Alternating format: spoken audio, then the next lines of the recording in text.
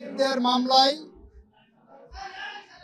শহীদরা ন্যায় বিচার পেয়েছেন, রাষ্ট্র ন্যায় বিচার পেয়েছে, প্রসিকিউশন পক্ষ ন্যায় বিচার পেয়েছে।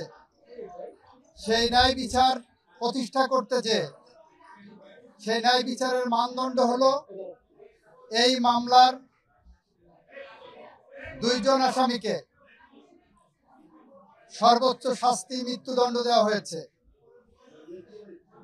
একজন আসামি যিনি রাজসাক্ষী হিসাবে নিজেকে আদালতের সামনে উপস্থাপন করেছেন, সার্বিক বিবেচনায় আদালত তাকে 5 বছরের কারাদণ্ড প্রদান করেছে।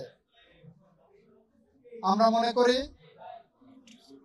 শহীদদের প্রতি, দেশের প্রতি, এদেশের মানুষের প্রতি, গণতন্ত্রের প্রতি, সংবিধানের প্রতি, আইনের শাসনের প্রতি এবং আগামী প্রজন্মের প্রতি দায়বদ্ধতা পরিশোধের স্বার্থে এ রায় একটি যুগান্তকারী রায়।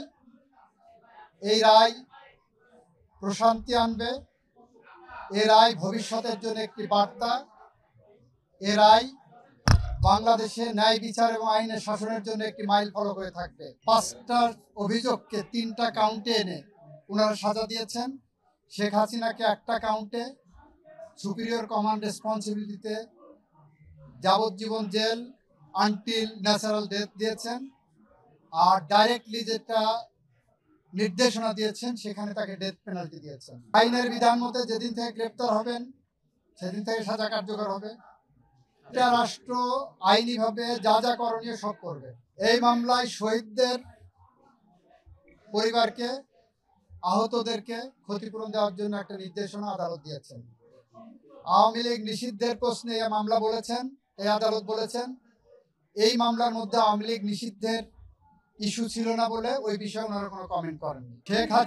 শেখ হাসিনা এবং আসাদুজ্জামান খান কামাল সাহেবের বাংলাদেশে তাদের সমস্ত সম্পত্তি ক্রোক করা হয়েছে, বাজেয়াপ্ত করা হয়েছে।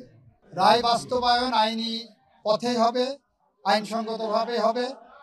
বেআইনি বা আইনসঙ্গত নয় এরকম কোনো পথ সরকার অবলম্বন করবে না। পলাতক থাকা অবস্থায় আপিল করার সুযোগ বাংলাদেশে না বিশ্বের কোনো দেশে আছে বলে আমার জানা। বাংলাদেশ সরকার আইনসঙ্গতভাবে যত রকম পদক্ষেপ আছে সবগুলো নেবে বলে আমরা মনে করি।